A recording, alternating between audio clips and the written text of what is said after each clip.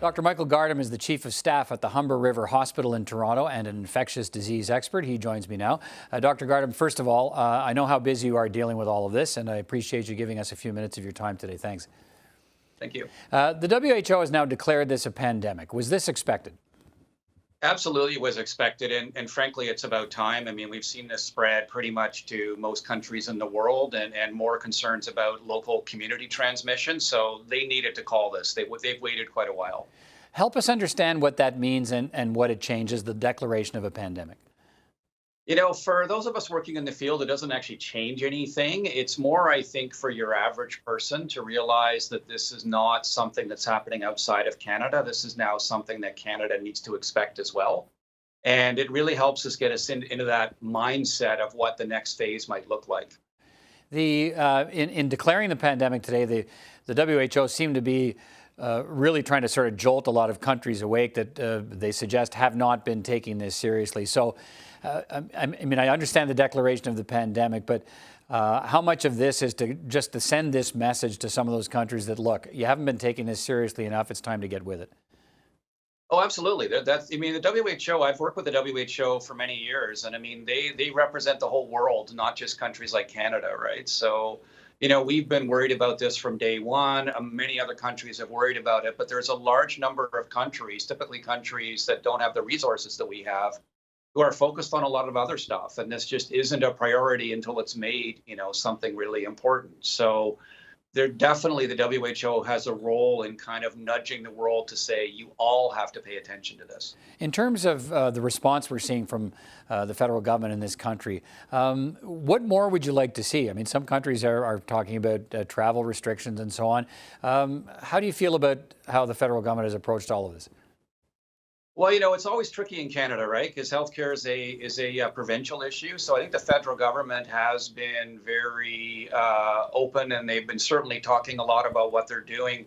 Really, when it comes to where the rubber hits the road, it really is the provinces. And, you know, we do need to have, you know, really clear direction on social distancing measures very soon, because this is the kind of thing that if you let it get too far ahead of you, which is what happened in Italy, you can get into real trouble. So we've declared a pandemic. We need to start taking this really seriously. When you talk about social distancing, give us some, I mean, that might mean different things to different people. What does it mean to you? Yeah, I mean, and there's a whole bunch of different social distancing measures. So things like you've heard in other countries, such as closing schools and daycares, universities, telling people to cancel conferences, not go to large gatherings, maybe don't go to the movies, things like that, where it's really about it's really decreasing the number of people that you're coming in contact with every day. So maybe you normally come in contact with 200 people.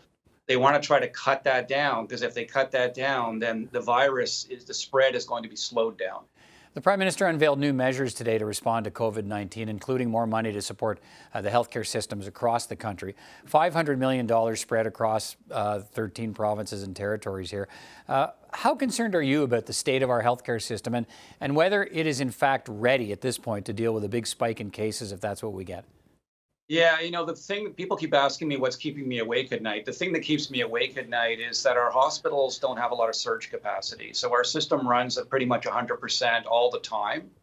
And if you get a big spike in people requiring healthcare, they need to go somewhere. And that's going to require us to, you know, potentially, and this isn't everybody's plans, is to potentially scale back things such as elective surgeries, et cetera, stuff that isn't really, really urgent, so that we can free up more beds. And, you know, that's something we obviously don't like to do, because then that's very disruptive to everybody. So, but that's the kind of thing that we'll likely be facing in the coming weeks. All right, let's finish on this. The government seemed somewhat reluctant today to provide a range for the likely infection rate in this country, but the Health Minister, Patty Hajdu, finally did, suggesting it would be between 30 and 70% of the population. That's the range that they're working with. What do we need to know about those numbers and in fact, who might be most affected? I mean, that's obviously the majority of the population if you get up to 70%. To put it into perspective, your average flu season, influenza might infect 15 to 20% of the population. So if we get up to 70%, we could have 3 times people getting sick without a vaccine and without treatment. And if a percentage of those people require hospitalization, that's when you start to realize what a big influx hospitals could face. So it's not like your average person is going to get sick enough to go to the hospital, but just because of the sheer number of people infected, we could have a lot of people requiring healthcare services. All right, Dr. Michael Gardam, appreciate your perspective tonight. Thanks so much. Thank you.